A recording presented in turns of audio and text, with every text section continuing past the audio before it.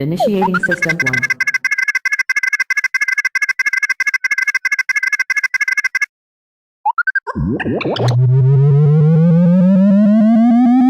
System 1 loaded.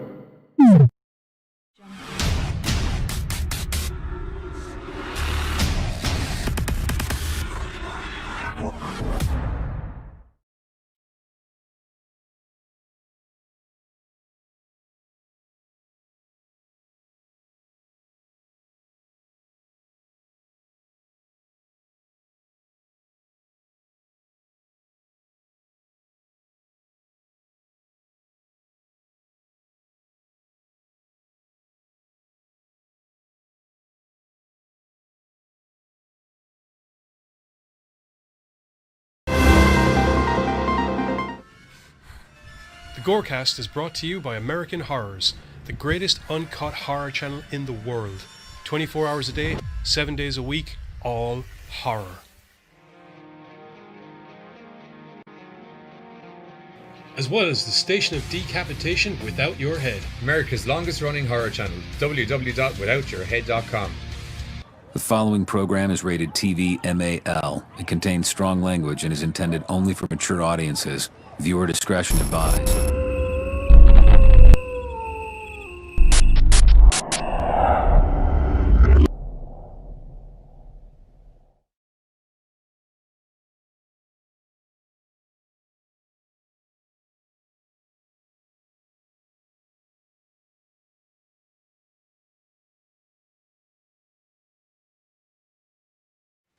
What's up, GoreCasters? Welcome back here to the GoreCast with me, Johnny. I am the decayed and broken husk that was Johnny Deadly, and this is the self-sustaining energy source known as anger. That is the Giz. Welcome. Not inaccurate, I suppose, all things being equal. Hi, Jer. Hi, Bree. And Courtney. hi, Courtney. Good day, y'all. Little tiny Courtney. Oh, a little tiny Courtney. Hello. LTC. Little tiny Courtney. Sorry, it's just like I was seeing people being pulled out of tables. Like TLC in reverse. Tables, ladders, and chairs match. Oh my. Indeed. How are y'all? Well, is there Buzzles? What's going on, sir? How are you? Oh, yes. How's everybody getting on today? I hope you're all having a very happy Sunday. I've been near minor meltdown for about the last 48 hours now, and it's been quite interesting. When's the last time you slept? Yesterday. Which caused me some of the issues of my minor meltdown today. Because you... That could have been valuable editing time. Yeah. I actually heard this. I swear to the gods, this was a line. I hate being knocked out. It always means I lose time and I have to figure out my plans again. That's me. That's me. Sleep. Right. Terribly inconvenient. Some of us needed to live and not kill others. Losers. Because I'm preventing myself from going on a homicidal spree. I think I'm doing rather well, actually. I managed to not murder everybody. Yes, but you're not me. That's true. That is very true. Anyway, coming up on tonight's show, we are going to be taking a look at 3 movies that had interesting movie monsters, but with awesome reveals that, you know, whether it be at the time or because of the story build or whatever else, you're just like, holy frack, that's cool! Sleepers for the week. That's right, Courtney. Damn straight. And the very tired. You're talking about a guy who literally has "I'll sleep when I'm dead" tattooed on him. Great, I'm not you. Yeah. I need to sleep. I'm not telling you don't sleep. I'm just saying don't judge me because I'm twitchy. Yeah, well, don't judge me because I like to actually, you know, sleep. I hate to dream, but I like to sleep. Anytime I dream, I wake up, it's like, fuck, this is my reality. Shit! Can I go back to the killing stuff and... This Rolly turned out really weird looking. Uh-huh. Yeah. Anyway, Yes, anyway, Cool Monster Reveals is the topic of tonight, as we're going to be doing it on American Horrors in a slightly more stylized and edited manner. But okay. Whatever way the smoke went, right? It went this way, and then the fan caught it and went that way. I actually thought, stupid as this might sound, I was like, is that a fucking wasp? It was just the way that it moved. It was like, what the fuck? Anyway. I'm tired 24/7. Yep. Yes. So anyway, you have news bits, I believe you said. Yes, I do. And the first one is In the newsroom.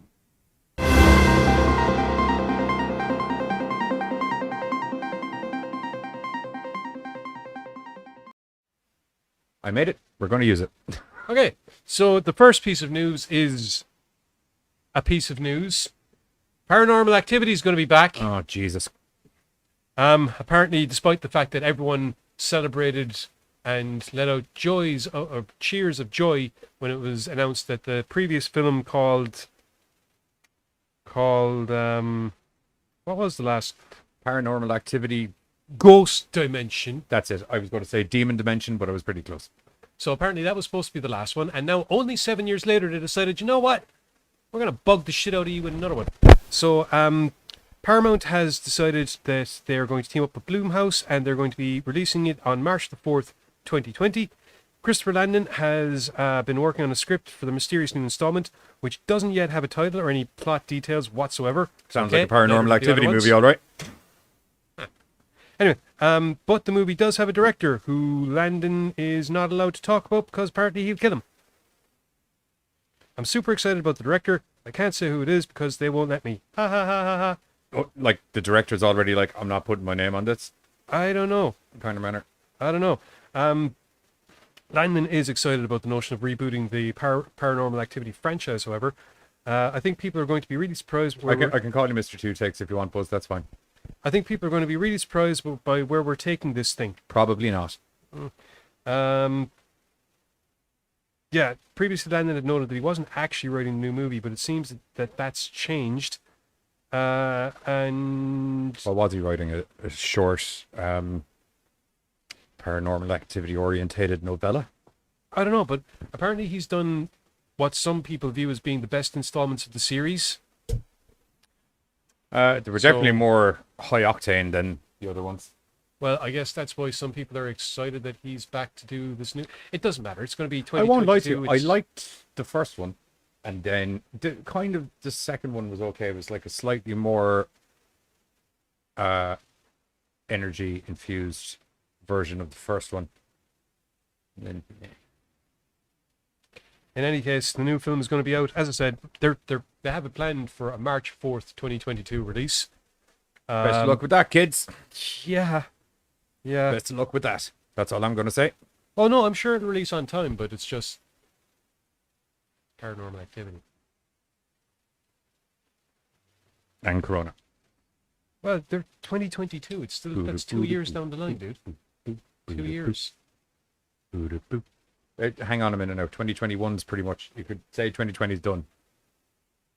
Some people would have said 2020 was done the second it fucking happened. Yes, that's true. No, I mean 2020 as in, like, we're in November now. Then there's that holiday season that I don't like to mention. And Why then we're not? into a It's new fun. year. It's fucking retarded. It Sorry. is not. The one time of the year that you're supposed to be nice Let to me people. go buy you The a one- gift in hope that you manage to get the gift that I want you to get me. That's And if not it at all. It's the one time of the year where people are supposed to be nice, regardless of how much of a fucking asshole you are to everyone every other day of the year. yeah, I just be nice to people in general. Why? They're not nice to you. Are they not? I find most people irritating at the best of times, unfortunately. Yeah, maybe I'm like the anti-you. I'm kind of like Christmas. That's my 1 month of the year. I'm like, fuck you. Fuck your fucking goddamn tinsel. Fuck you. Fuck everyone. Yeah. Anyway, I'm not going to get into the list of fucks I could give towards Christmas. Fuck, Because fuck, essentially fuck, it's no fuck, fucks. fuck. Anyway, on to the next news. Should be a second Halloween. You, madam, are completely right. But Christmas is a second Halloween. No, it's fucking not. They were all invented by us. Jesus. Has nothing to do with it. And never did. But the Romans needed some way of kind of, grabbing all of us non-believers, whereby they didn't have to whip us into believing in their particular...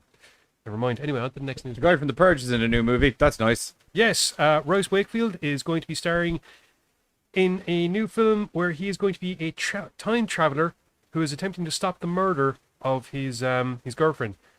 This, there we go, Alternate is a film which is set in a high-rise office building where an overworked young executive, which is Wakefield, goes back in time 4 hours to save his girlfriend from being killed. Writer-director Anthony Garland's feature debut will be produced by Lady A Pictures Lady A Pictures' Ali Mueller, and SLA Films' Anna Vincent. Kindred Spirits' Anita Gao will executive produce. Apparently, the film's inspired by Garland's proof-of-concept short called Snake, which followed a girl working late one night who got stuck in a time loop, except this adds, the site is... Time loops. I know all about time loops. Yeah. I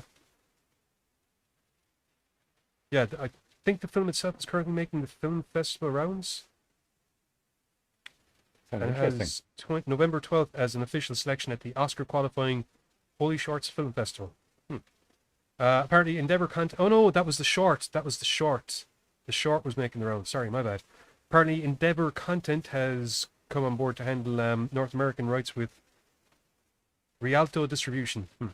Releasing in Australia and New Zealand. Crikey! Crikey.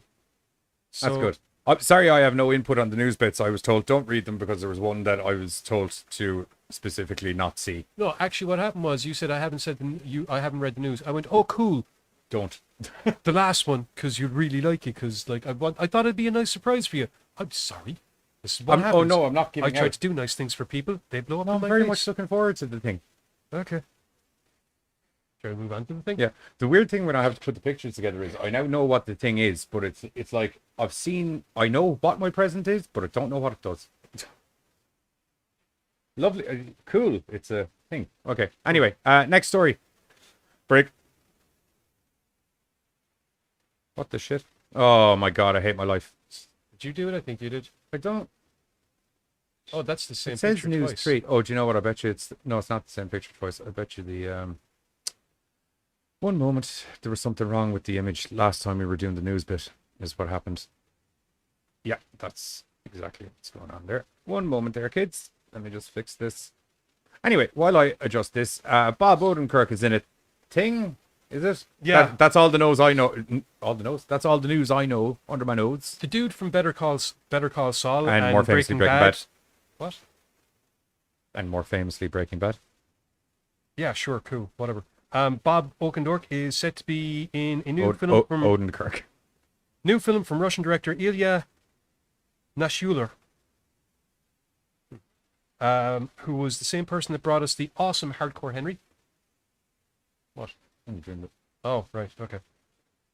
Hardcore Henry. I liked Hardcore Henry.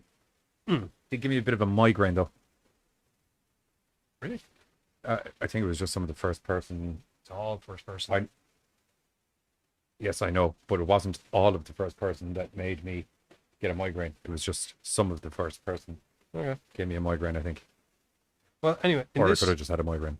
possibly. In this, Bob Odenkirk is a unassuming family man who cowers and folds during a home invasion. His post-traumatic shame disorder reignites a long, cool fire within, and he summons a secret lethal skill set for a revenge mission, only to see it backfire spectacularly and puts his family in greater jeopardy. So apparently he gets the shit kicked out of him in the film, says Odenkirk. I really wanted to go way far outside, like 100 degrees outside my comfort zone. Just commit to this guy, commit to his rage, and commit to his commitment to what he's doing. That's a lot of commitment. Odenkirk's hutch reawakens a treacherous enemy in the form of Alexei. Man, that's actually... Why can't it be easy to pronounce Japanese names? Serebriakov.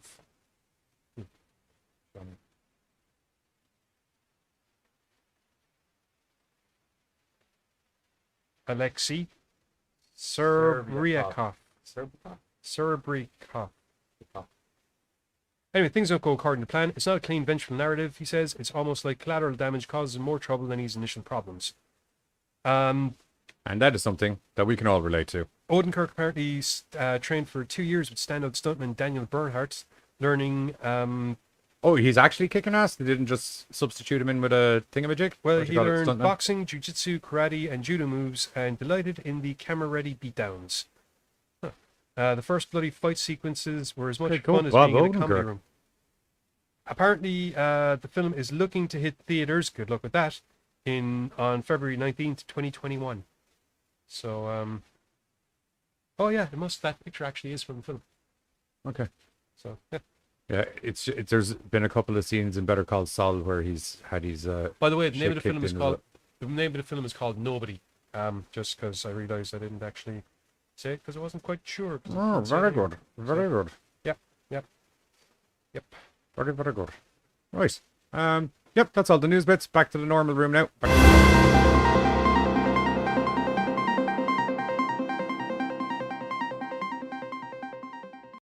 News.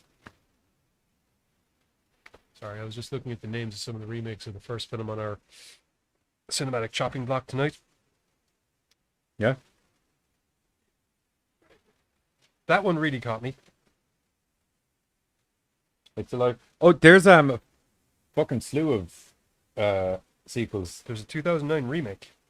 There's a 2009 remake, and there was, I believe, 4 in total. No, there's definitely, it mightn't be 2 sequels. So, I suppose if you can include the remake, then yes, you're right. There is 4 films. right. Yeah, there's like the original 2 sequels and the remake. Yeah. So anyway, first on the chopping block tonight is the 1974 Larry Cohen. Larry Cohen. He's a god among men. Sorry. Classic, I guess. It's Alive, whereby how best to describe this? There once Cannibalistic baby on the loose within 15 minutes of a movie, and he likes eating stuff. Not the stuff, just to clarify, because that's also a Larry Cohen movie. Just stuff. Yeah, it's pretty much the movie. Stuff the cannibals like, more specifically. Yep, yep. These two, That's the Davises are going in to have their second kid. Frank is your typical, I guess, 1970s misogynistic, overbearing. husband. I was going to say overachiever, but yeah. And overbearing husband. Like, there was even that line in, do you remember when, before she gets brought into the maternity ward, or she's in, sorry, should I say, she's in the maternity ward before she gets brought into the actual labor room. And she's like, this isn't going to be like too much, you're not going to feel too trapped like you did when we had the last kid or anything like that. All the way through my head is, oh, okay, 70s. okay then. Someone went off banging after that first kid came along. Oh, the 70s. But yeah, so the Davises are in to have their second kid. And it seems kind of all right, although Lenore, the missus, has been saying for a while and being ignored for a while that this is not right, there's something wrong with the kid. Oh, honey, shut up, you don't know anything, you're a woman, let's go to the hospital. This is the 70s. You know you don't know what's going on. Doctor, there's something wrong with my baby. Shut up, woman, just lie back, Blow we know what we're cigarette doing. smoke back into her face. Ah, calm down, you crazy bitch. Psh, psh.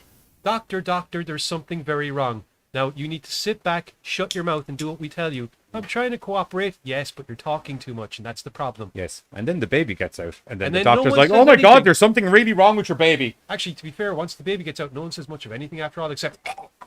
Well, the doctor who runs in with the dad does, because he didn't get mangled. Well, that was afterwards, and there was no sign of anything except who the fuck killed all these people. Baby gone west. But that's not what they thought at first. They thought the kid was kidnapped, because that's the only logical thing, because it's a baba. Yeah, the baby came out, and there was a lot of dead people in a surgical room fairly quickly afterwards. So, needless to say, old Frank, he's not trusting the hospital because he reckons someone went off with his baby, despite the fact that the cops check around and it's kind of like, there's a small window. We think someone could have got out there. Person couldn't have made it that way. Well, we think whatever got out there was about yay big.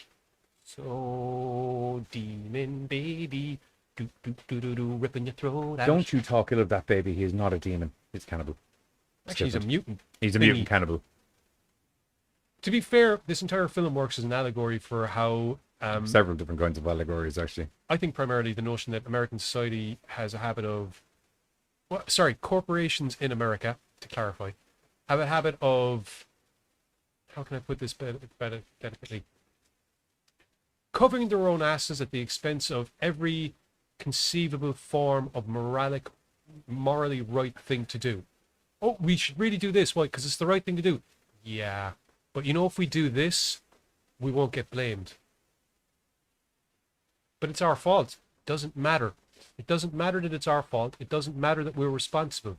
Shut up. Walk away. And people will forget about it because we're going to tell them it was the parents' fault. What if it wasn't? It doesn't matter. We've got the news on our side. That's all that matters. I think it's also, there's a running theme as well of people having babies die upon birth. One of the police officers is even talking about it. Is he? Later. Yeah, one of the detectives. I know it's It's mentioned, something that plugs up several times throughout the movie. I know it was mentioned near the start of it because their son is kind of like, is mom going to be all right? Look, it's true. Sometimes back in the day, stuff happened, but it doesn't happen. What he should have said was, it doesn't happen as often anymore. Yeah. Instead, he said it doesn't happen anymore. He lied. He lied. So mom lost the baby again? Yeah, kind of, but I didn't really lie this time. Misplaced. Yeah, Misplaced is a better misplaced term this is- time. It's not so much she lost it as the baby relocated itself. And Or continues to do so in Yeah. a rather predatory fashion. highly predatory fashion, as one unfortunate man found out. Yes, well, he did have all the milk. He did have all That that. is one really super smart killer baby, by the way. There is a lot of... I feel due to the mutation is working very much instinctually. It knows what... Instinctively, sorry. I don't know. There was a couple... I was willing to go with that on a couple of occasions. And then some stuff happened. It's kind of like, that only works if you have the... Did this baby have teeth? Yep. Yes. Like proper, like Wolverine. Bang. And like clawed hands too. Like people's Yeah. throats Like the baby went was wetched. the baby was literally custom designed for ripping shit apart. Like it's when I say mutant baby, it's not just mutated Random. and likes eating human flesh. It's mutated and designed To for murdering things. Human flesh. Yeah. So yeah, it's like this. When you briefly do see said baby. The city is pretty much put on high alert. The Davis family's name get leaked to the press, which obviously pisses off Frank and drives him to literally one of the things about the film is that he is determined to be the one to put this thing down. It's like if he puts it down, it's actually the oh fuck, what story was it in? I can't remember. There is an old story, and the notion is, oh wait, no, it's Beowulf. It's Beowulf. What is it with you and Beowulf recently? It's not my fault. Okay. The idea of that is that the issue, the child that's born causes the problem. The father has to go along and kill the child because it's actually His responsibility. Yeah, his curse. So that's kind of the thing in this. Frank has it in his head, I need to be the one that kills this, while Lenore's like, or maybe you need to be the one to not go around. Come on, come home. We can have sex again. Remember that? That was great. Come home. Because apparently the kid has come home and Lenore's figured it out and it's in the basement and she wants to be a loving mother to the demon mutant baby. Actually, it was a weird thing I noticed in the film. It's a bad idea. Is it though? Lenore. What? Is it though?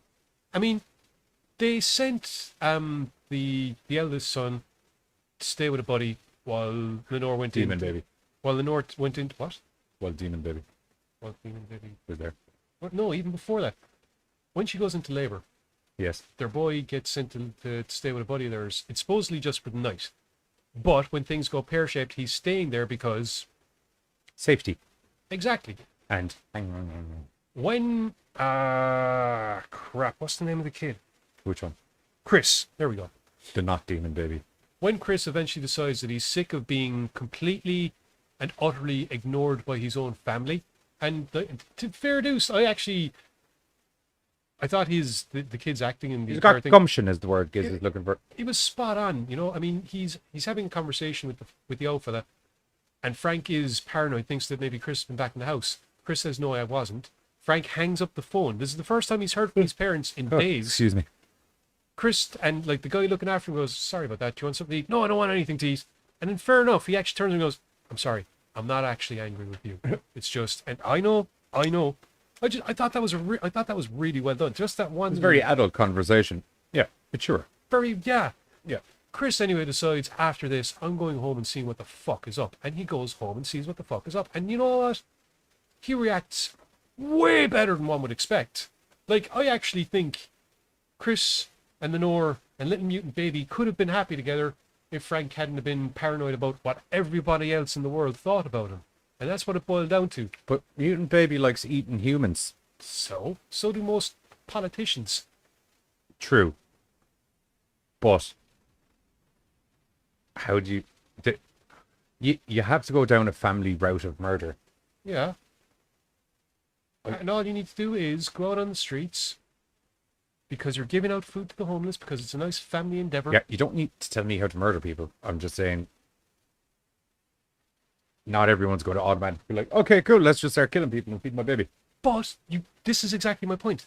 the fact that both Chris and Lenore straight away just kind of went, "You're a member of our family." Frank is adamant he is not my child. I actually really thought they were angling for, like, you know, the adultery aspect, where it turns out that Frank went off when Chris was born, and Lenore decided, well, turnabout's fair play, and she went off and had a bit of fun as well, and as a result, With certain. wouldn't be the first woman. True. More fun that way. Look at all the nuns. Anyway, Jesus, you're on a fucking religious battering spree today. it's not today. It's the way that I am. And it's not just religion. Let's be fair, man. I'm an equal opportunity batterer. I will batter politics and religion all day long. Anyway, like I said, yeah, the family, for the most part, Lenore and Chris, There wouldn't be bodies in the back. That's not how you get away with it. absolutely Crazy. not. You go to a farm or else, you know, take up rose garden. But what was I saying? Yeah. So Frank is on a mission to try and see this thing dead. He has coerced the law. What coerced is, he's bugged the shit out of the law that's trying to track down this demon. He's mutant verging fucker. on getting a detective badge. He's up in their shit so much. Why are you here? Be at home. Well, it was nearby, and It's my baby and I need to kill it. We're not trying to kill the fucking baby. We're just trying to fucking capture it. oh no, they're absolutely trying to kill it. Oh. You see, that's the problem. They're not sure if they want to capture it at first, and then they decided to kill it. Once it's eaten a lawboy, they're deciding. Yeah, you know oh what? yeah, I forgot about the law boy, but yeah. Yeah, Well, that's standard practice. Once one of the guys gets taken out, it's game on. They were trying to capture it up until then. No, they were kind of like, we should probably kill it, and then this happened, and we're definitely killing it. We're definitely killing it. And Yay, Gary. they were on they were kind of thinking about, you know, maybe getting the body and scientifically, you know, figuring out what did this, until it was pointed out, hey, his wife is on all the pills that we ever told her to take. What if it turns out we're the ones that caused this? What if that comes out? What if somehow these pills that we told the Americans to take are actually fucking them up? They could turn around and say that we're doing something dangerous and That's find that. crazy. That'd never happen. What So- are you on about? So how about Hollywood madness. how about you keep your job? In fact, better yet, I give you a promotion. We kill this thing. You throw the little fucking carcass in the fire. Bob's your uncle, Fanny's your aunt. We're off the hook. No one gets sued. You're for not a killing demon this. baby, Jer, but you did help me dispose of evidence. I'll just put it that way. So anyway, yeah. He just went up in Baines' back garden. He gave me barbecue. Ah, fuck, I might be a demon baby too. I was like, no. You just ate evidence for me, which was nice. Yeah. We all ate evidence. They eventually track the demon mutant baby thingy to the sewers. Frank manages to come along. He's given a shotgun for his own protection. And then That's how that works. And You can't keep hanging around this crime scene. You keep getting up in our shit. We're professionals. Will you just go home and please just do the thing that you need to do at home? No, this is my baby. It's my responsibility. I need to sort it out. Well, here's a so shotgun you're going to be like that, I suppose. Here's a boomstick. You might as well, you know. for your own safety. Yeah. Here, have a badge and take this cop car. And to be fair, you know, he's going into the sewers. He's like, I'm going to do this. I'm going to do this. I've already shot it once when I thought it was going to eat my boy, despite the fact that it turns out my boy was actually going to look after his younger brother like a good older brother should, even if the younger brother is a man-eating monster thingy. That makes you an even better older brother. But anyway. And now I've got my gun on it. I can't do it. He's such a cute little monster. I'm going to take him home. It's the fangs. He was, well, the baby did the smart thing where he's kind of like, I can't take on that shotgun. Time to go full baby. Oh, isn't he cute? He tried to claw my eyes out. Yep. Whoa, fuck. Okay, we'll just put you in a jacket. Oh, you adorable little. No, don't shoot it. Don't. The law. Put it down. Yeah. Put it down on the ground. But We that want to was shoot the it growth. in the head. That was the growth of Frank in the movie. Yeah. You know. That those last couple of minutes. Yeah, that's the magic of the Larry Cohen movies is that they, especially back in the 70s where they didn't have the ability to do some super cool effects as easily, especially on the budget that Larry Cohen's customarily on. And he's always smartly, it was the same with like Serpent and the Rainbow, where I can only afford Harryhausen for one scene at the end. How are we going to handle this? Let's focus on the cops trying to track down this thing. Let's focus on the families and the people affected by this thing. We can track the story through that. And let's use that as a way to do all this, I don't want to say political commentary and Oh, yeah. social commentary that is at the heart of the film in the first place. Because let's face it, the mutant baby running around is just an event. And that event allows us to take a look at how people react to an event. The mutant baby is by least one of the not by anywhere near that. Words. Take two. The mutant baby is by no means the most evil thing that shows up in this movie. That is what I was trying to say. Pretty much any authority figure in this film Pretty dicky. is a complete arsehole. With the exception of the detective in charge. Yeah, he was okay. I wouldn't call him a complete arsehole. He did at the end of it kind of insist, put it down on the ground so that we can shoot it in the head. All right, fine. And I did like the Irish medical, the head of the medical thing, that he was kind of like, put it down! Put it down! And all of a sudden, huh!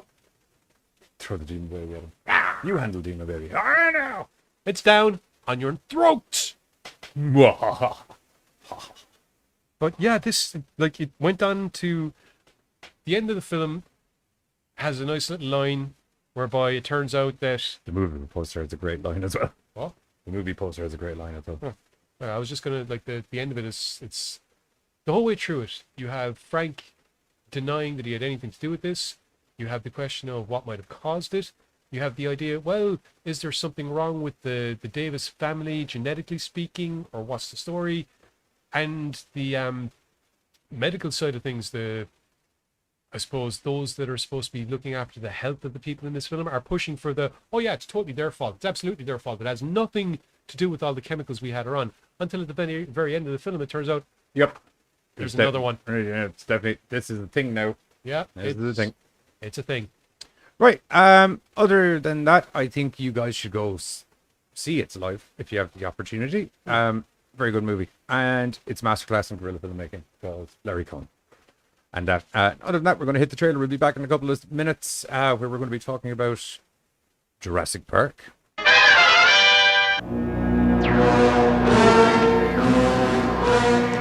It's alive. It's alive. Can you hear me? It can't be saved. It's gotta die. It's alive. It's alive. Why are you so anxious to be the one to do it? It's alive. Doctor! Demons out of here! It's alive.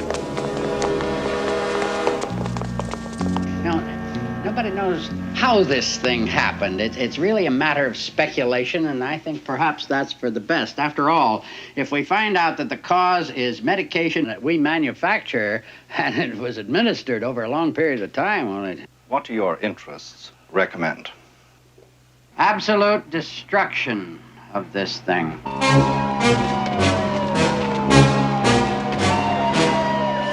It went down the storm drains. That's how it can travel the length of the city without anybody seeing it. Don't touch me. Don't you touch me. They stole my baby. Come on, get down. Did you see it? Did you see it? What does it look like? What are you Get afraid those of? cameras out of my face, please. I got no comment. That had nothing to do with this. Will you get that thing out of my face? Get out of the way. He could have killed you. You know why he didn't? You know why he didn't kill you? Look out, Charlie!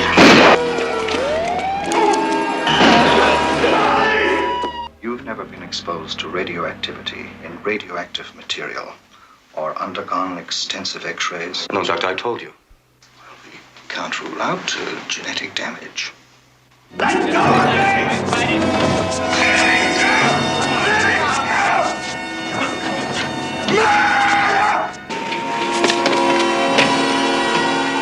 My department has already cautioned the police about excessive violence. If it could be dispatched with a bullet, or better still, some kind of a gas.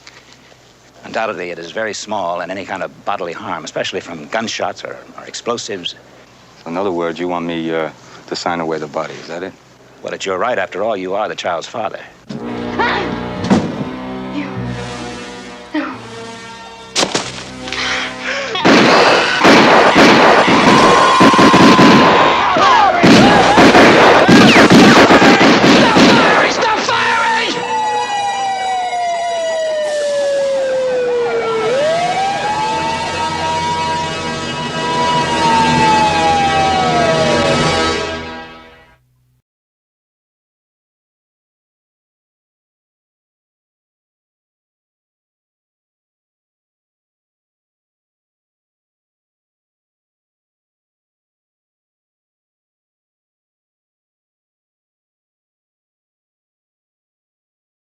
And we're back. That was the trailer for It's Alive. Sorry, it's not Serpent in the Rainbow, by the way. It's Q, the winged serpent. I just had serpent in my head, and for some reason, Serpent in the Rainbow just went straight in there. Yep. Nope. Definitely not that one. Definitely not that one. Anyway, coming up now, we were talking about, as it's really cool, monster movie reveals. It's not a horror monster. Well, it is, but it's not. It's a real thing. Was a real thing. Or soon could be a real thing. They're doing all those genetics and stuff. Read articles, they're verging on Jurassic Park already. And it's like, oh, did you not watch the movie? It was... Well, people are still fucking around with AI decades after fucking Skynet was shown. Oh, yeah, I know. Anyway, Jurassic Park from 1993 is Steven Spielberg classic, as everybody knows, telling the story of... the scientist got awry! Yeah, kind of. He's not like an evil scientist, he's just... I never said it was evil scientist, I said it was science gone awry. You said, scientist gone awry! Yeah, that's true. I never said it was but evil. that sounds like... It could be because we were doing all the Hammer horror movies and stuff recently. That's very evil scientist. Little bit. Actually, to be fair, the head scientist did turn out to be kind of evil. He comes back in the Jurassic World movies and he doesn't give a fuck. He's selling off genetic patents to the highest bidder. He even turns around and he's like, Hammond was an idiot. We could have been doing this, this, and this. Yes, but Hammond is the one kind of running the show here. He is. Who is not an evil scientist. No, he's he's just a not. nice bloke who loves dinosaurs. He's a nice bloke who loves entertaining people. With dinosaurs. And he loves money as well. He has money. I don't know if you can say that he loves it. Well, he had someone bankroll on the island. Yeah, but he's not like Scrooge McDuck or anything. I wasn't saying he was Scrooge McDuck. I didn't say that. I said he likes money. That's why you invest billions of dollars into an island full of dinosaurs so you can get people's fun. So anyway, yeah, as you were saying, Richard Attenborough played John Hammond, who is this, I don't want to call him eccentric, but the dude bought an island to build dinosaurs on it. Multi-bajillionaire. Kind of eccentric. Kind of. So he's after basically figuring out the key to resurrecting the dinosaur life through the... In this amber that I've got on my walking stick. I don't think it was exactly that one. He had that more... It was from an amber, very similar to this amber that I have in my walking stick. Yes. So he brings along the world's top paleontologist, played by Sam Neill and Ellie Sattler, in the roles of Sam Neill and Laura Dern in the roles of Dr. Alan Grant and Ellie Sattler. Haha. And then the world's rock star mathematician, Dr. Ian Malcolm. Sexy freaking Goldblums. That dude. Along with the blood-sucking lawyer, who's the only one that's actually in favor of the park, because money! And these two grandchildren, because, well, kids love dinosaurs and they're the main audience. As well as for the film itself, and the kids need someone that they can relate to, because they can't really relate to a bunch of adults the whole time. And we needed someone to sit in the car with the fucking lawyer before he gets eaten that we'd be worried about. Couldn't give a shit about the lawyer. By the stage he gets noshed. Yeah, you're like, yay! You're rooting for it. I'm so glad you got eaten on the toilet. It's what you deserved, you fucking shitball. Shyster. So yeah, anyway, for those that haven't seen the film Jurassic Park, because you... Too young? Actually, no, if you're too young to see Jurassic Park, you shouldn't be watching this. Go to bed. Dude, Jurassic Park came out in 1993. If you're too young to be watching this, that means you were probably born in like 2003 or 2007. 2003 or 2002. You need to be 18. We're over to put up with us. Yeah, absolutely. That's fine. Get out of bed. Come back to the stream. Sorry. Watch us in bed. Hang on. Anyway, things...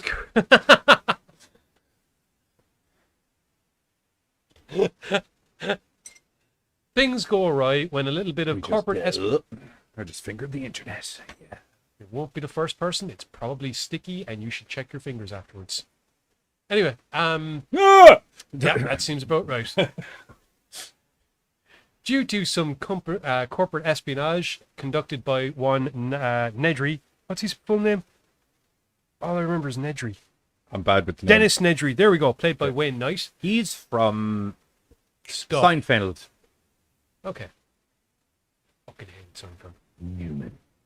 Fucking hate Seinfeld. Anyway, I'm sure he'd fucking hate you too, to be honest. he fucking should. Anyway, so Nedry decides that because he's been paid a load of money, he's going to pilfer a load of genetic samples. He's going to fuck with the computer systems to cover his escape. embryos of the dinosaurs, and then you just fuck Give me off money. and give me cash. And also, He's gonna pay for dinner. He's gonna fuck with the computer systems, and he's gonna do all this to cover his tracks in the middle of a fucking storm. You muppet! Because naturally enough, the storm floods the roads. Nedry gets lost. The security systems being down means that Nedry runs into a little bit of fantastic justice in the form of a very not realistic. Yeah, I was going to say a completely imaginary but really cool dinosaur. Yeah. What was the name of it? Dilophosaurus. Dilophosaurus. Which never did the fritty thing and didn't have the spitty and was actually larger than that, but they didn't want to do it too large in case people confused it with the raptors, which were smaller than they should have been.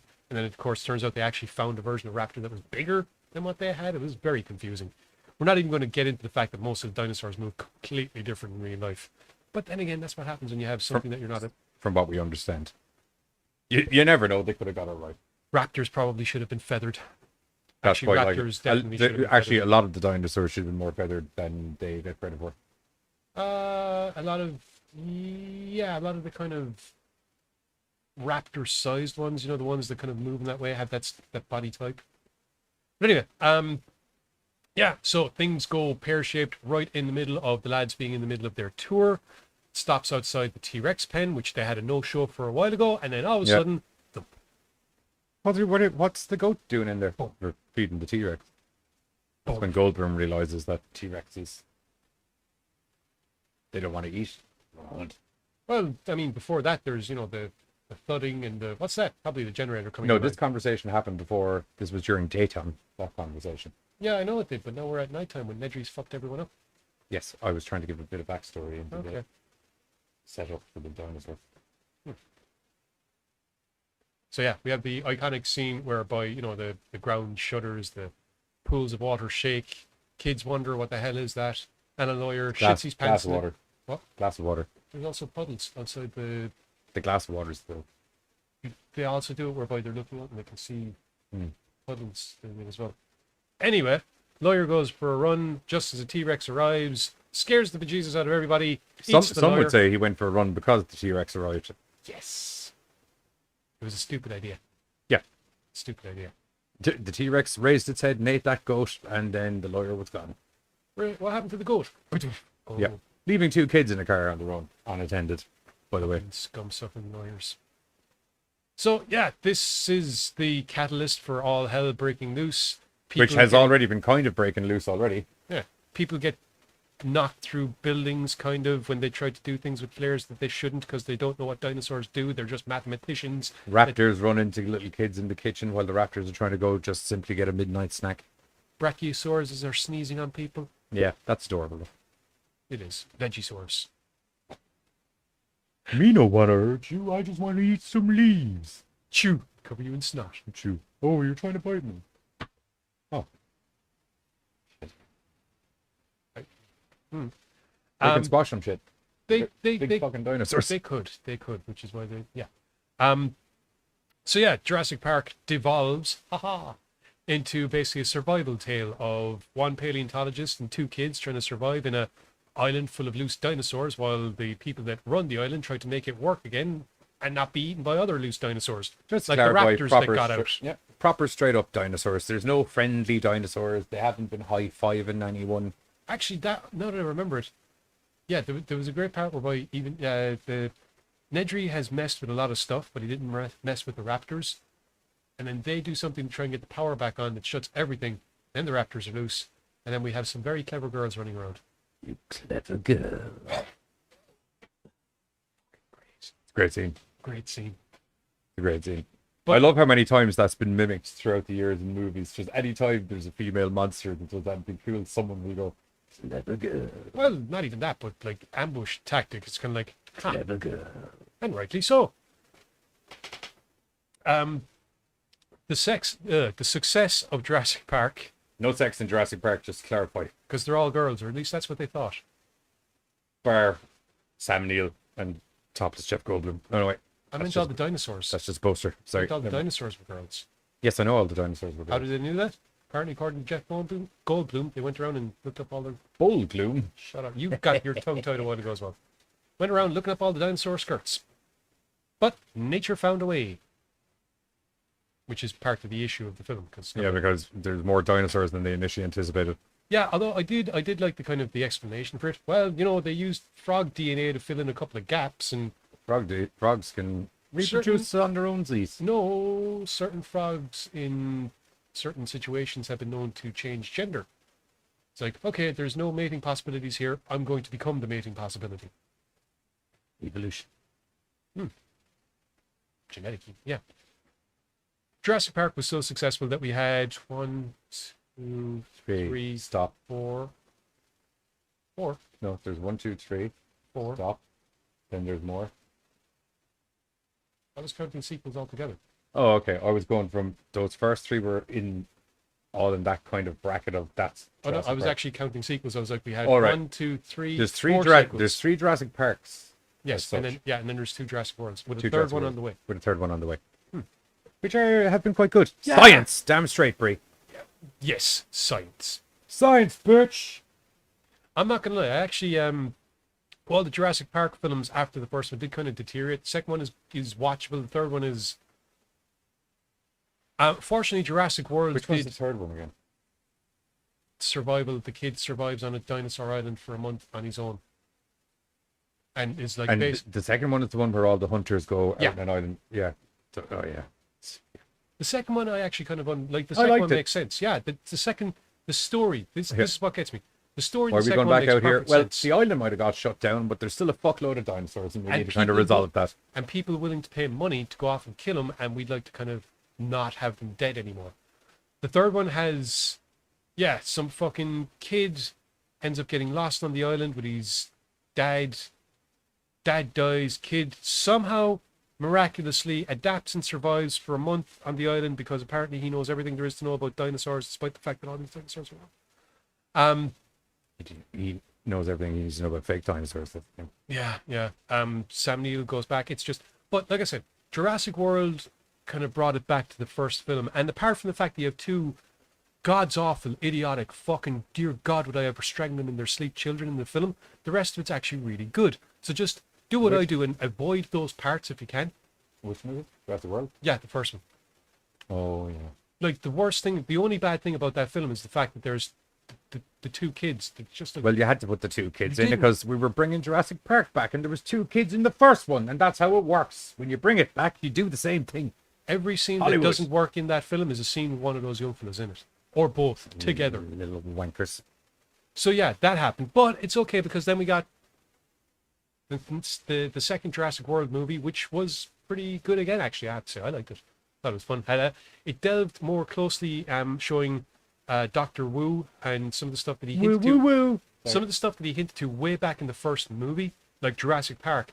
Now we get to see it properly being Come to fruition. Yeah, like the idea, the Jurassic World, we saw him messing around with genetics, and we saw like a 2-headed snake, and he was saying, we can do whatever we want. So in the sequel to Jurassic World, we have custom designed dinos with all these different traits. You want a pink that are- T-Rex? You got it, buddy. Not a problem. Whoa, all these the Ultrasaurus and fucking You want Neoraptor. you want an Allosaurus with wings? Not a problem. Essentially, that is a dragon, by the way, just to let you know. But let's go. You want a laser guided, hyper intelligent super raptor? Here you go. Just don't be careful where you aim that laser guided thing. Because it will fucking. It's like a cat with a laser. And teeth longer than your forearm. Yes. It's much bigger than a normal raptor. They made a cartoon where kids are selected for a Jurassic World camp right. and Yep. they have to survive. That was a recent thing. I haven't seen it yet, but I heard. As in, they literally just pop them on an island full of dinosaurs and go up. You pop now. It's supposed to be set. I think it's set In a land of dinosaurs. I think it's set right before Jurassic World starts. Right. So it's that island and that place, and it's like, okay, we have it all set up, so we're going to bring in some kids and just kind of do a test run with them. And obviously, it goes a bit pear-shaped. I haven't seen the cartoon yet. I think it got a second season though. It's up on Cool. Netflix. Jurassic Camp or something like that. I think was the name. We are. You going to a trailer? Yes. Okay, cool. We're going to hit you with the trailer for Jurassic Park, and we are going to be back afterwards with another large, scaly beastie, but he's way less friendly. And that's saying something, because that T-Rex was a bit of a cunt.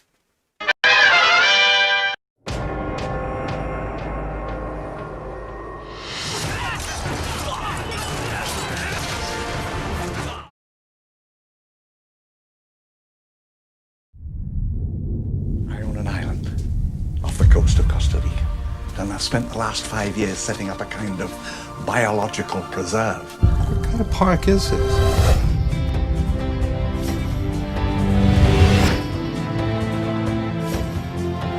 We've made living biological attractions so astounding that they'll capture the imagination of the entire planet. It's a dinosaur. There's no doubt our attractions will drive kids out of their minds. Grandpa! We're gonna make a fortune with this place.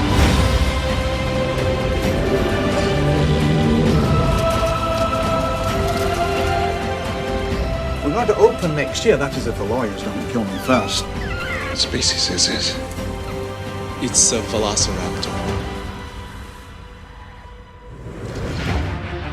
The park will open with the basic tour you're about to take. Don't you see the danger, John, inherent in what you're doing here? Genetic power is the most awesome force the planet's ever seen. You wield it like a kid that's found his dad's gun. These are aggressive living things that have no idea what century they're in, and they'll defend themselves violently if necessary.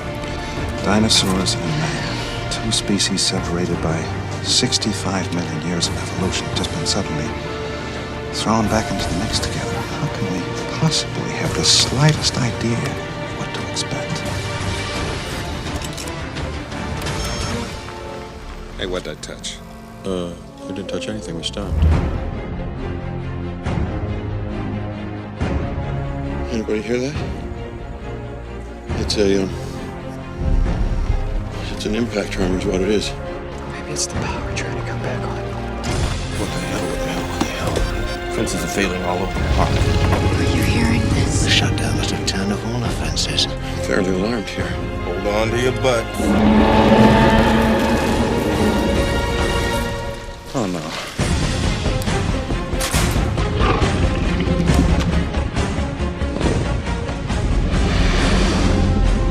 Call them Mainland. Tell them to send the damn helicopters. I can't get Jurassic Park back online. Yeah, that's nice. Gotta go. Come on. We gotta get out of here. The only thing that matters now are the people we love. Which is just a delay. That's all it is. All major theme parks have delays. Yeah, but John, if the Pirates of the Caribbean breaks down, the pirates don't eat the tourists.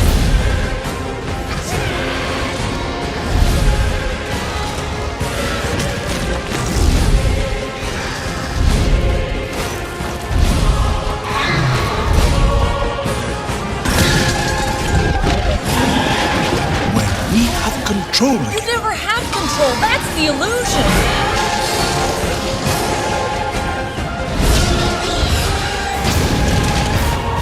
Boy, do I hate being right all the time.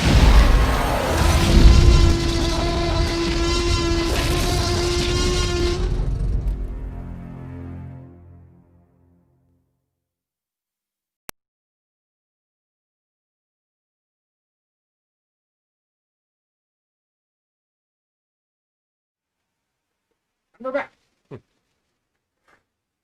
That was the 1993 classic trailer. Brought to you in HD. Sorry. Jurassic Park. Yeah, I mean, it's... I was such a dino nerd when I was a kid. I loved this movie so much. When you were a kid, I still am. I still am now. But I mean, like... Terra Nova was great. That was a great series that only lasted one fucking season. I still haven't got over Cadillacs and dinosaurs. Some of us never will, and some of us... They brought back the comic. At least bring back its theme tune. Because fuck me, that was good. I think the comic was going up until a couple of years ago. Does the comic have the theme tune? It does when I read it. Okay, that's fair enough. As I play it in the background. Dun, dun, dun, dun, dun, dun, dun, dun, dun, dun. In a land before time. No, it's not a Land Before Time. That was a different cartoon. That was I know, that's the Hanna-Barbera. one with the cute dinosaurs. Yeah. Well, actually, there was two. There was a couple of different Lands Before Time. One of them was a straight up horror movie back in the day. Harryhausen did the effects for it. Yeah. It did have dinosaurs. Cave grunts. Hmm? Cave grunts. It also had cave grunts. Anyway, moving on to 2008's Outlander. I really enjoyed this film. I It's know a Viking sci-fi mashup. A sci-fi. Basically, Outlander is Beowulf, the story of Beowulf, except turned into a bit of a sci-fi thing by where is it? I had the name. Here we go. Howard McCain. And yeah, he originally wrote the story in 1992, clearly based and loosely based on what is, I think, the oldest hero story, the old epic tale of Beowulf, except he updated it. So in this story, we have Jim Cavell. I'm going to get his name right if it kills me. Jim Caviezel, also known as Mr. Reese from Person of Interest, slap of a Reese, is, his ship crash lands. Space! Yeah, his ship crash lands in Iron Age Scandinavia. Ireland. No. Yeah, I know it's not Ireland, but... Crash lands... Full warning, there's a whole lot of Vikings in this, but only about 2% of them sound like they're actual Vikings. The rest of them sound like Irish people. Including Ron Perlman for some reason, which I don't understand. Yeah. That was the only... Don't get me wrong. This is a great movie. But That was it the really only is. gripe I had. I was like, why of all the accents Ron Perlman knows he's going Irish? I just don't get. I don't know. Even Anyway. English would have made slightly more fucking sense. Kanan crash lands, buries his captain, knows what caused the crash, and immediately goes hunting for what caused the Because crash. the thing that caused the crash is a big fucking pain in the arse. He soon comes across a village that is riggedy fucking wrecked. And before he can go too much further, he gets a slap of a horse being ridden by Wulfric, who is out scouting about to see what's going on, because he's from the nearby... And a far distant descendant of Robin Hood's compadre, Will Scarlet. I can see the attitude. I can see it with the attitude. And it's the same actor was the show. What? The guy that's on the horse, isn't that the guy that played Will Scarlet in Robin Hood Prince of Peace? No. Are you sure? 100%. Okay. Because it's fucking... Oh. True Romance. Who's in True Romance? Christian Slater. There you go. Plays Will Scarlet in Robin Hood. Oh, sorry, not... Oh, no, sorry. Not Robin Hood Prince... Sorry, not Robin Hood Prince of Thieves. Robin Hood Men in Tights. I doubt it. You keep talking. All right. Jack Houston. Jack Houston, yeah. Okay, because I think he would have been a little bit young, truth be told. Anyway, Wulfric grabs Kanan, brings him back to the Kingdom of Herod, where King Hrothgar is ruling as best he can. And let's be fair, if you're familiar with the story of Beowulf, then this is a very generous version of Hrothgar, to be perfectly honest. John Hurt, as always, is awesome in whatever he does. So, yeah, Kanan gets brought back. Wulfric explains that Gunnar, who is the leader of the next village, is gone, but his village just got sacked. They have no idea what the fuck did it. It wasn't them, despite the fact that Wulfric would have been up for that. They caught a lad near the place, don't know what tribe he's from, but they'll find out.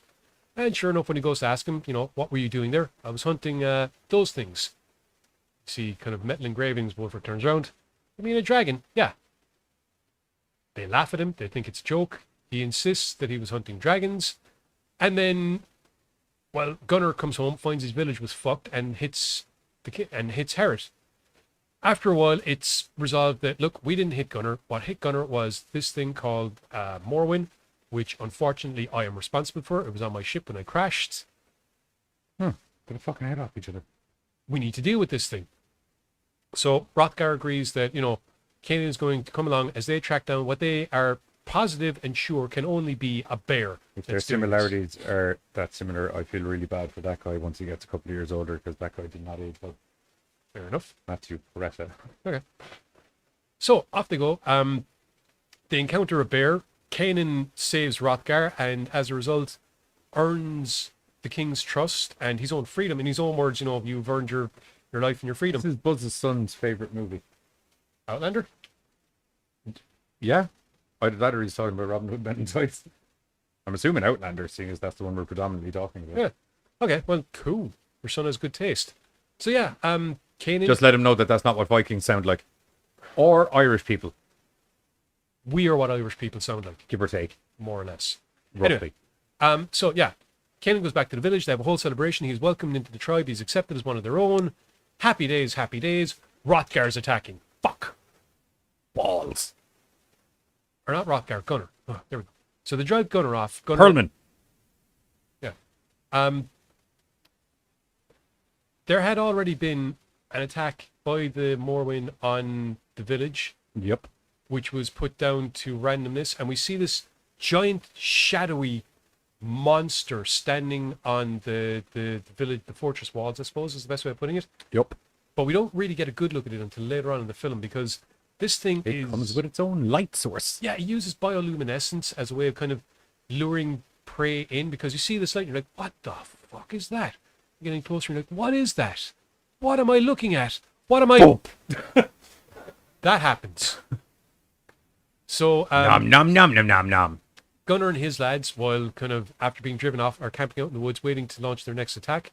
The Morwen makes an attack on them, and when they run back to the village, you get your first proper look at the Morwen. Kind of, you see the same shape, and it's just red ripples along it as the bioluminescence comes across. It looks really cool. It looks really cool. Which convinces them, okay, this thing's fucking real. And as Boromir says, that is not a bear. It's definitely not a bear. Definitely. What they killed earlier was a bear. Yeah. Definitely not a bear. There's kind of an alliance formed with Gunnar at one point. There's a really cool scene. Well, there's a necessity of an alliance formed by Gunnar because the large angry thing is now outside. Yeah. And they're all inside. And there's actually they come up with this plan for killing it. And they build a huge pit, and Wulfric and Kanan, the heroes of the story, go out to try and lure the Morwen in, and it's out in the forest, and they're basically putting themselves out as bait, and they eventually do get its attention, and it starts coming towards them. And there's this really cool scene where there's a Christian missionary who's hanging around Harry. I like the actual Morwen reveal as well, because they're standing there, and Kanan and your man they get this feeling that there's something watching them. And Kanan takes Wulfric's hand torch and just throws it out into the woods, and it just lands right in front of the Morwen. And the flame just lights up its face, and you're like, oh no! Oh no! And then Father Nutjob decides to come rattling in. I shall fucking... The only one who's probably should have an Irish accent, to be blatantly honest. He did. Yeah, I know. That's what I'm saying. Like, as in, the only one that I was like, okay, I can get that he's the Christian dude that's been sent in. Make them stop worshipping Odin. Worship our real God. That one. Which was... It's downplayed in this. It's not really a big thing in this. It's just someone that's there. But it does give the really cool scene where, I say thee, Satan, be gone! And the Morwen just lights up, and it's just... it's not Satan that be gone, it's the priest. But it's that scene that always sticks in my head, because it's the best visual, I think, of the Morwen just standing there. He's about fucking 9 or 10 feet to the shoulder, glowing muscle everywhere, this big whiplash glowing tail. And to be fair, if there was ever something that was going to look fucking demonic, it's this. Oh yeah, you could get how a guy who's been very much heavily soaked in Catholicism would be like, definitely Satan. It's large, it's glowing red. There's currently fire behind it, but that's because of the Viking lads. That's not Morwen's fault. But it sells the effect. Yeah. The creature itself, like I said, he's fucking awesome. Unfortunately, it turns out he was a little bit preggers, and one of them gets into the village while they're a little bit distracted by the big fella. The trap that they set is awesome. It does go off. It has this massive explosion of fire with the Morwen caught in it. Does shit all. Well, except set him on fire, which gives us an even better look at him. Because now he's on fire. Yeah, and he's really pissed off. Or actually, her, I guess. Her. I think it did fuck up the lighting ability on it or something a little bit. It wasn't used. You see, I think it was. I didn't see it do it later on in the movie either. It didn't do it. I think it actually selectively does it, because the first attack by the Morwen, it doesn't use light. It's creeping around deliberately in the shadows. Yeah. So the light is definitely a conscious thing, and this is another thing that's really cool about this creature. And a creature that, due to really good storytelling, I won't say why yet, but you're going to kind of feel sorry for in the end as well. And more importantly, this is not a dumb animal. This is actually really fucking smart. It's so smart that it's kind of hunting someone to a certain degree. Well, that's, an animal having hunting cunning isn't beyond. It's the specificness of it. Yeah, it's the gleam of sentience, I suppose, is the best way of putting it. It's You can He was tell. quite cognizant of. Yeah, It's not just working on instinct. Some of it's very well thought out planning. There's damn near a conversation had between the Morwen and Kanan at one point. No words whatsoever, just looks of, I know what you are, and I know what you are. You fucked with my people. You fucked with my people. I'm gonna fuck you up. I'm gonna fuck you up. Yeah. It was kind of like a very intense schoolyard argument between kids, because it was like, you murdered all my people. You murdered all my people first, asshole. Yeah, you're right. But now you're killing these people that have nothing to do with it. You're hanging out with them. And I'm now stuck in this fucking shit heap of a fucking planet because of you, so... I need my turf. They're on my new turf. Yeah. In Kanan's defense, he did try to explain it to him, going, maybe you should just relocate, because he's carving out a piece of territory here that you're going to want to not be in.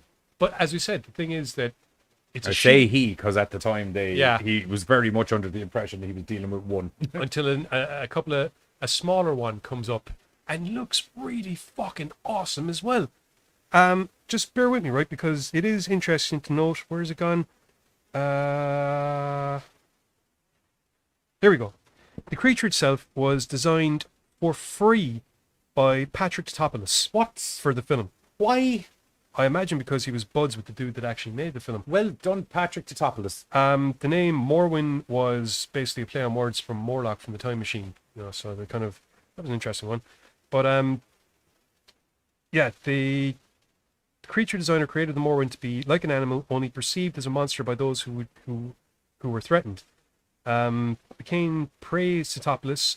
He brought the right amount of fierceness, sensuality, the sense of personality, and a luminescence, and the sentient kind of intelligence that was perfect. And that's absolutely right. That's exactly what we're talking about here. The fact that what you're looking at isn't just a creature that's hunting because it's its nature. This is an intelligent animal that's doing what it's doing, not just because, hey, you're dinner, but also because... You fucked up my people, guy from the spaceship. And we're going to have a fucking word about that. Yeah, and you smell remarkably like these other people, so... Ipso facto. There is an explanation, by the way, a very cool explanation as to why Kanan is human and they are human, and that is that apparently... I didn't realize... This is one of the few films that apparently there's 3 languages. There's English, there's Norse, and there's Latin. Which makes sense. Yeah, apparently that's what he was talking about. And Irish. But English. I mean accents. Yes, yeah. I know. Yeah. I'm not letting it go. As I said, personally, I think this is a very... As I said, I was editing it, and through headphones, I was like... I could see all these Vikings, and all I could hear was like, why does this sound like that 3rd season of Sons of Anarchy? What the fuck is going on? I don't know. Like I was saying, Outlander is, in my opinion, a very good sci-fi take on the Beowulf tale. Yeah. Now, bear in mind, I have seen a lot of different... I like the Beowulf story. It's one of the oldest stories. It's one of the purest stories.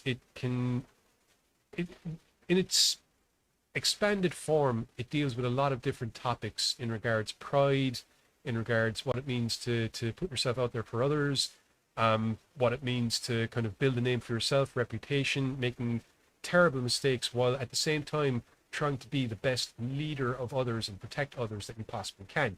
Some of this stuff is touched on in Outlander, some of it isn't. They pick and choose. I've seen various different versions of the Beowulf story, and in those different versions, these different story aspects that I've spoken about, depending on the film or the story, get highlighted or downplayed. Do you know what I did? I think they also managed to do phenomenally well, which is unusual for these kinds of movies, because there always needs to be a kind of a love story in the core of these kinds of things. Yeah. The love story in this managed to progress quite nicely and was quite predominantly there throughout the whole storyline, but got in the way of fucking nothing. Which is the way it is in the film. Yeah, it was in the fucking brilliant. I was like, okay, he fancies her, but he's like, I'm going to have to go back to my planet eventually. We can't be fucking hooking up. She fancies him because, oh, you're an outside guy and you're so true of spirit and blah, blah, blah. But other than that, it's like, let's just kill this fucking big scaly bastard. Just to be clear, in his escape attempt, Kanan had to hit Freya a slap. Yeah. Freya, later on, just walks up to Kanan and belts him square in the jaw as payback. She reciprocates quite aggressively. Yeah, it's great. It's literally like, now we're even. Which, yeah, okay, yeah, works for me. To his embarrassment, because it happens out in front of the whole fucking village. Now, to be fair, fucking, what was it, fucking Boromir says to him, you know, how's the jaw? Yeah, it's all right. She stabbed me in the fucking leg a couple of times before. Yeah, see this? She stabbed me with a fork one time. I got a little bit too familiar when I was in me cups. I could fucking imagine, you lush. But There's fucking lush. another thing that I enjoy about this is that while Kanan is from another world, he does everything he can to be as cryptic about his origins because, to be perfectly honest, he doesn't want to try explain the whole backstory. And it's done really well. He's sitting out at one point talking to Freya, and he's I'm like, from the north. Yeah, he says he says we're in the north. We're from really north. Yeah, we're from up north. We trade with people for thousands of miles, west, south, east, and west, but not the north. There's nothing up there. Maybe you just haven't gone far enough. You know, what were you doing around our place? Well, we have an outpost nearby, and all of this euphemisms being for fucking space. But even when he goes to tell Freya the story about the Morwinds, it's told in such a way that it's relatable for anyone in any era. There was a land. We went to that land. We had to do stuff, blah, blah, blah. And Freya turns around and goes, you know, you were doing what you were supposed to do, what your king told you to do. It's perfectly, the way that he tells it. Not the mama. It was not the mama. It was not the mama. I don't know. I'm just replying. But yeah, it handled that whole fucking acceptance. Because everyone, by the end of the film, is kind of like, he is very much... Hang on, your ship crashed. Yeah. In the middle of a lake. I'm going to go and get the... Yeah, some questions just don't need to be answered. Just leave it. And then they get the thing, it's like, what the hell kind of steel is this? The kind that we need to actually do damage to. And then they actually make swords out of the steel, and he starts smashing their old school swords to smithereens with his new sword. And they're like, what in the fuck is that made out of? Now, and then he just throws Wulfric at the king's sword, and he's just like, I'm okay with it. It's fine. Yeah. Good metal. Good metal. Yeah. But as I said, as sci-fi versions of Beowulf go, I think this is probably one of the better. I saw one years ago with Christopher Lambert that I think must have been done by the people that did the Mortal Kombat TV series. Oh, Jesus Christ. And it was like a post-apocalyptic, dark, medieval, gothic thing whereby it was the future, but people had regressed back to the Dark Ages again. So that was a weird one. Yay. Need a trailer? Trailer time. Okay, here's the trailer for Outlander from 2008, and then we're going to be back to do our little bit of good housekeeping and let you know what's coming up tonight on... oh, fuck, it's probably on now. Probably. Go over to American Horrors, 8:30 p.m. Yeah, I'll do the trailer. We have time with the trailer. Yeah. Or not even with the... There we go.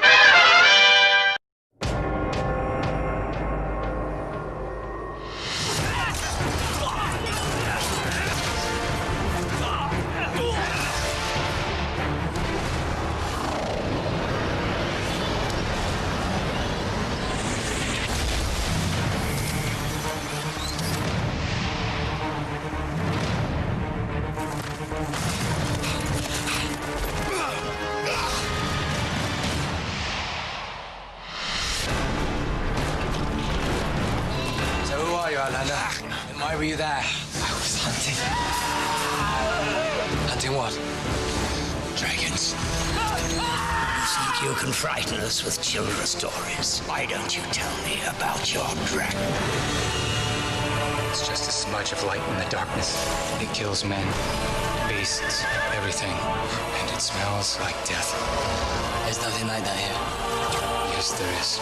This thing has carved out a territory, and you are in it. We're not leaving. We're gonna hunt this thing down and kill it. Hunting won't work. It's too powerful. We trap it.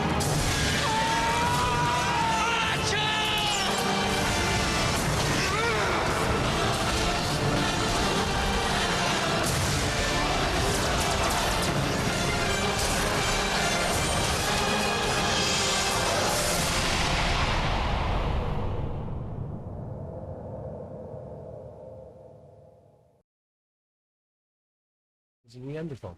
Okay, we're back. Right. That's it for the show, everybody. Thanks for joining us. We started a little bit later, so this is going to be very rushed because our show on American Horrors is literally starting in 6 minutes.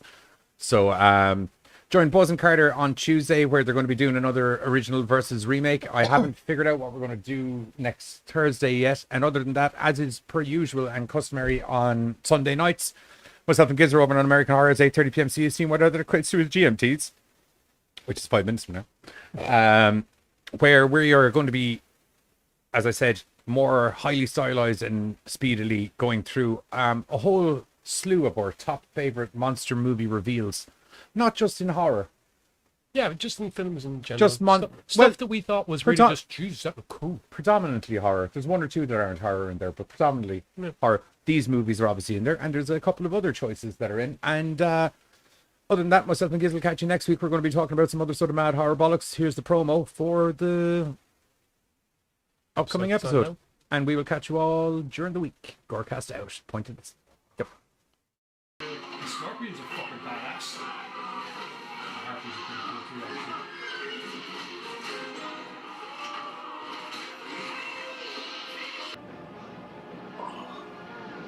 Why do you have me watching Clash of Titans, man? It's absolutely shit.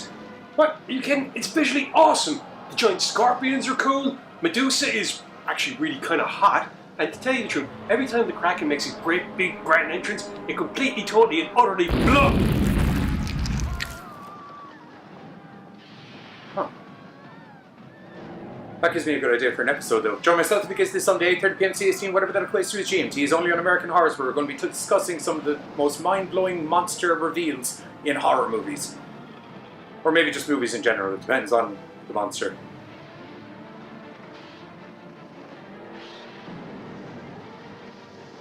Oh, God, that's disgusting.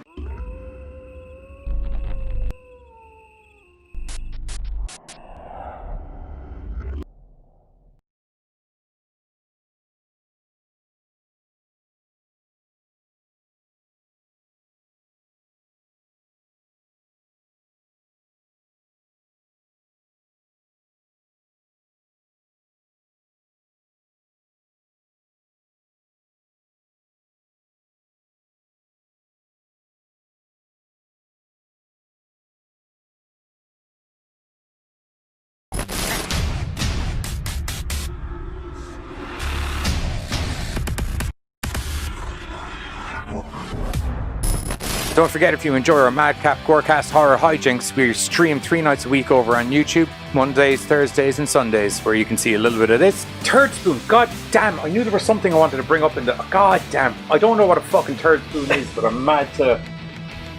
Yeah, pretty in-depth. Most definitely some of this. With a new 2009 twist. She pulls out of her vagina.